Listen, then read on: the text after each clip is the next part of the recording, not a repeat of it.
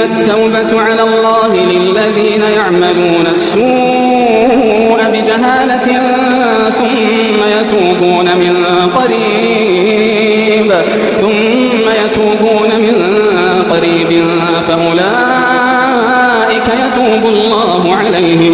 فأولئك يتوب الله عليهم وكان الله عليما حكيما. وليست التوبة للذين يعملون السيئات حتى إذا حضر أحدهم الموت قال إني تبت الآن ولا الذين يموتون وهم كفار أولئك أعتدنا لهم عذابا